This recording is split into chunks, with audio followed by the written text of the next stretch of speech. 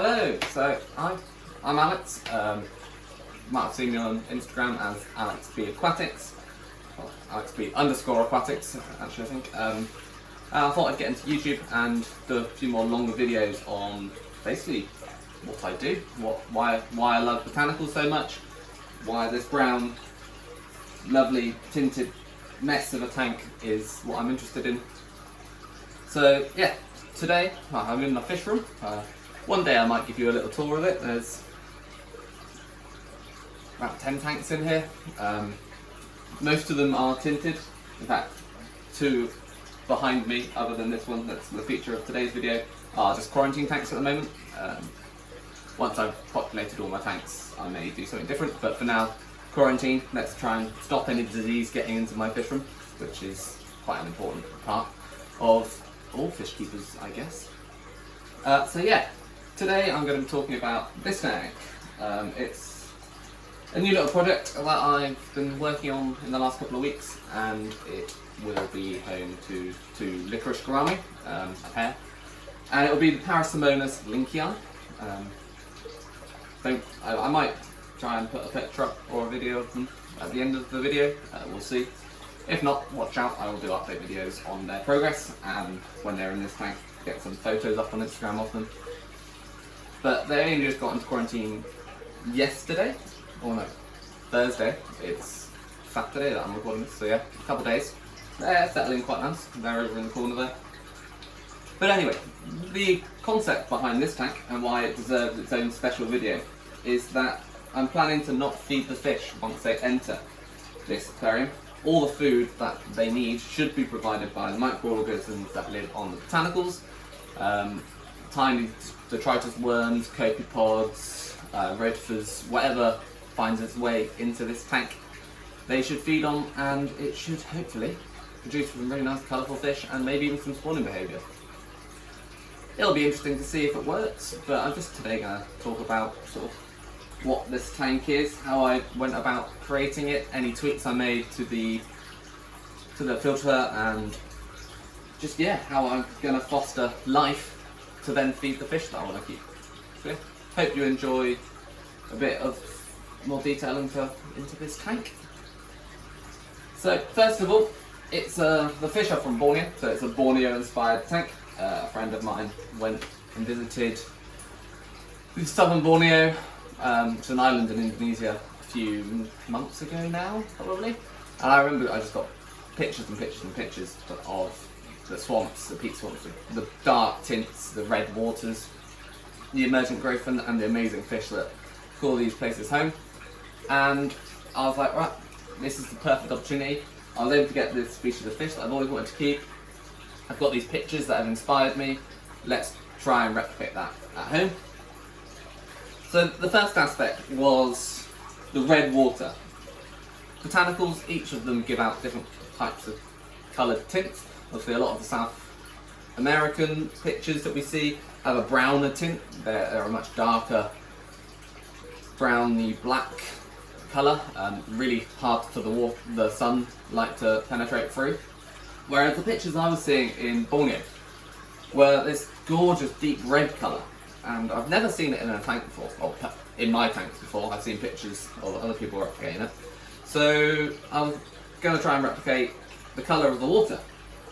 And how I did, I had a conversation with BlackwaterUK, really good company, check them out.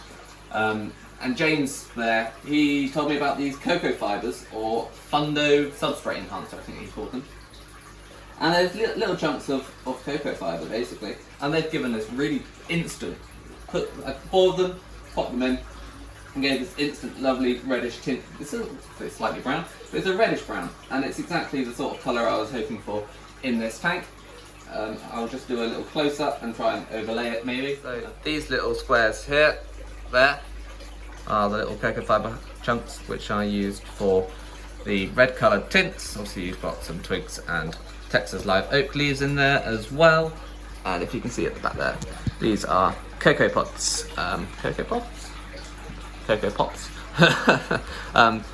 Cacao pods, not cocoa.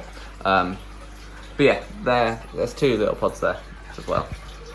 And that's the complete list of botanicals. They aren't chosen for the colour of the tint, they were chosen because of this lovely little round opening to act as a shelter for the fish, and they should hopefully make their bubble nests within those.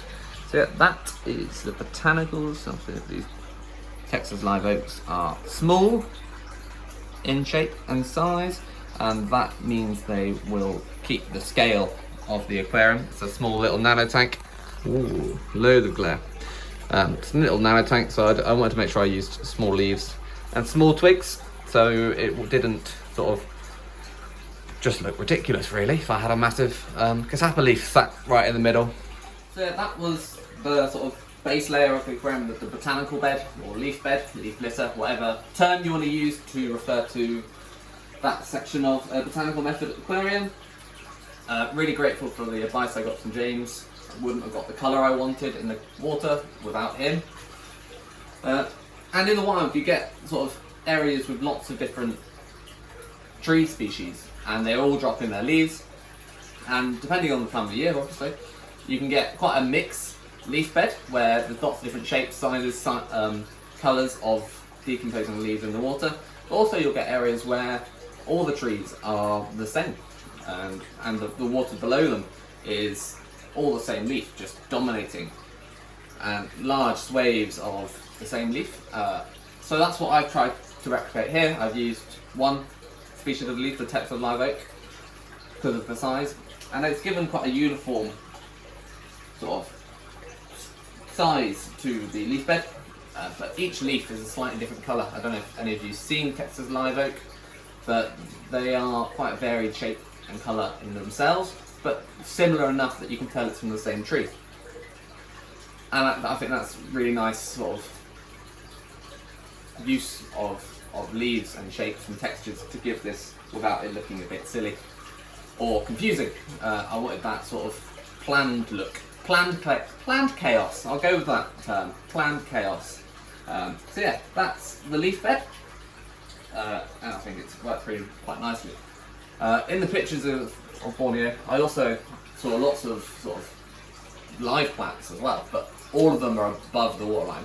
The waters are quite dark, and the tree canopy above is so dense. The amount of water the light that gets down to the water is minimal, and it's definitely not enough to penetrate too deep into the waters. So I wanted to replicate that in the aquarium. So I've got some sorry looking Java ferns at the top here, at the waterline. I was hoping that they would adapt to being above the water with just their roots being kept constantly moist. And they're taking a little bit of time to get used to that. I'm hoping that the old leaves that were grown in a tank, fully submerged, will slowly sort of die off and be replaced by some immersed leaves, and they should hopefully then start to bush out. And I'm hoping that this one here will cover the inflow of the filter, so you can't see that from in front. And then on top I've got two more terrestrial ferns. I popped into a local shop of mine that specialises in houseplants and asked what they had that would be small, could grow epiphytically, and would sort of tolerate quite fair humidity. I'm not sure what my fish room is at the moment, but it's normally about 80% humidity consistently, so it's quite humid, so they should do quite well up there. Obviously they've only been in there for 2 weeks now, I think, so they're still adapting to the environment. They're not really grown much, but hopefully they bush out, get a few longer leaves, and kind of really striking impact above the aquarium. So yeah, that's how I sort of picked out what I was going to decorate the tank with. I've got these branches that I think really worked nicely to simulate fallen branches, but also roots that have sort of had the substrate eroded away from them from the floods, giving this sort of tangled larger leaves, and then the smaller twigs that have fallen down from the trees above in and around those. So yeah, that's the aquarium, that's how I created it. I'm going to talk a bit about the filter now. So the tank is a Superfish Scaper 45, thanks to Aquadistri or Superfish, whichever you want to call them, kind of similar, same company. Superfish is owned by Aquadistri, I think. But they supported this project. They really liked the concept of using these really nice low iron glass rimless lid tanks that are normally used for aquascaping, for Blackwater or botanical method tanks. I want to try and promote that these tanks the style aquariums are really good, interesting to work with, and can be beautiful and attractive, and can work in a home. Still not convinced to my partner of that. She definitely thinks that these belong in the garage or the fish room, not in the living room, but that will change one day. Maybe. Keeping on trying, but hopefully I can convince you to give it a go.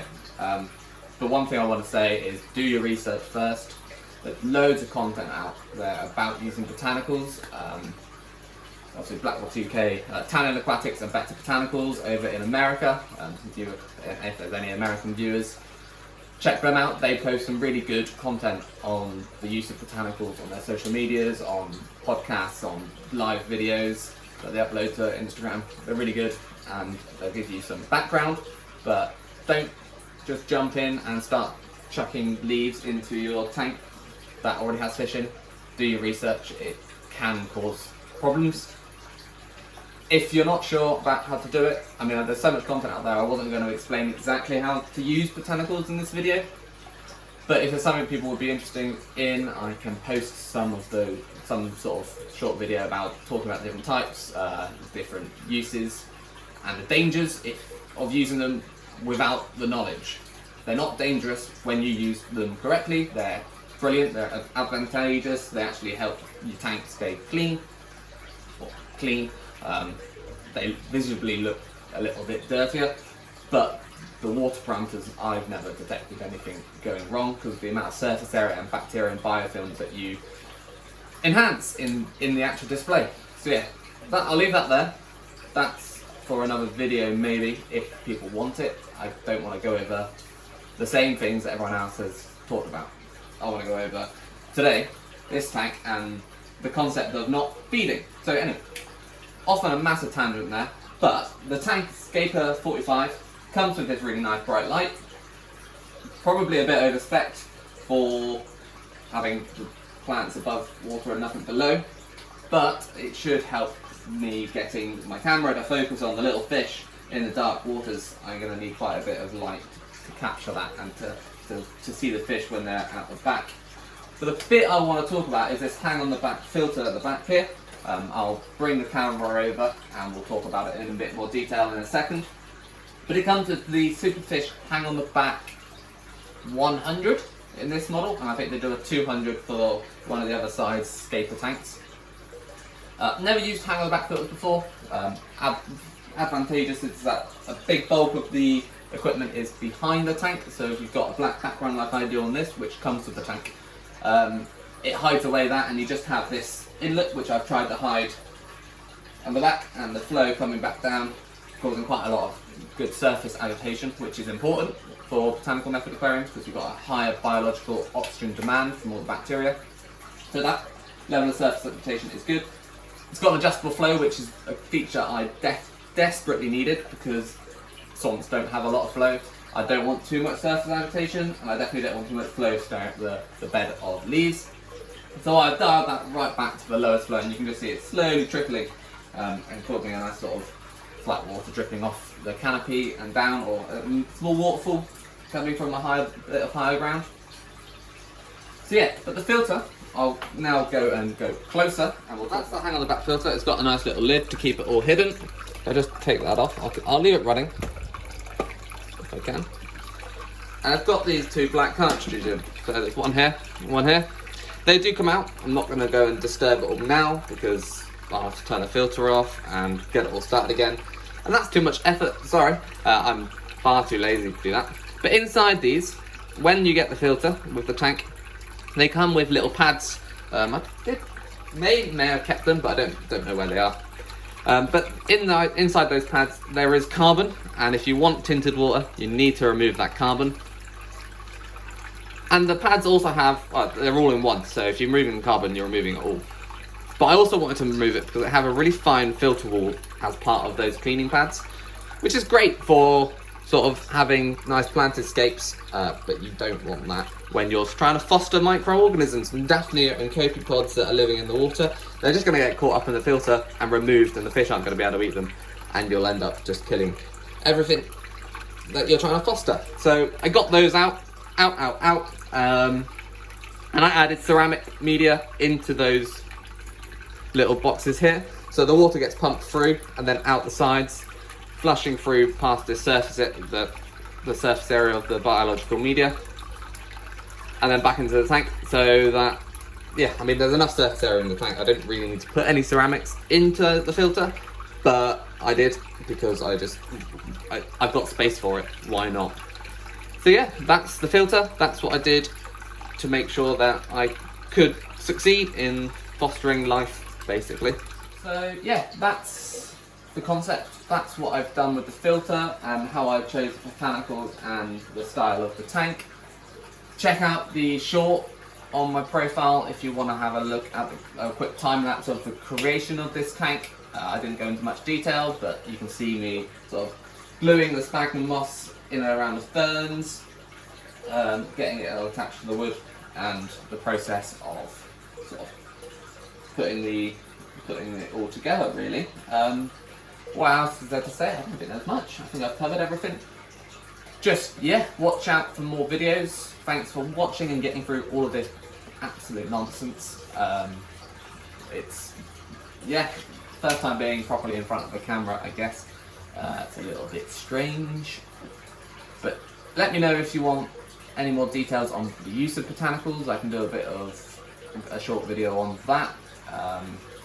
Subscribe and you can see a follow-up video when I put the fish into this tank. They're still in the quarantine for another month. I always quarantine for a month even if I see no issues. And I will do a follow-up on that. The end product of this project, I will be writing up exactly what I've done and whether it worked. Did I end up feeding the fish? Who knows? I'm hoping I won't have to and it will go well, but I might start seeing the fish looking a bit skinny and just have to give in and give them some food. They don't really take to dry food, so it will be live Aquaculture Daphnia, baby brine shrimp or newly hatched Artemia, same thing. I feed them to a lot of fish as well, and different mosquito larvae and the like. But also frozen food, they do normally get onto frozen food. They might not, having been used to the live stuff that's naturally in the tank. It might take them a little while, but once they're a bit bigger, I reckon they'll take some of the smaller frozen foods. If I need to, but hopefully I won't. But yeah, there'll be a full write-up in Practical Fish Keeping magazine at some point. I don't know how long I'm going to run this project for. A while, I'd imagine. I want to make sure I can see growth and coloration improvements and track that in the fish to see if it's made a big difference. So yeah, thanks for watching. Catch you later.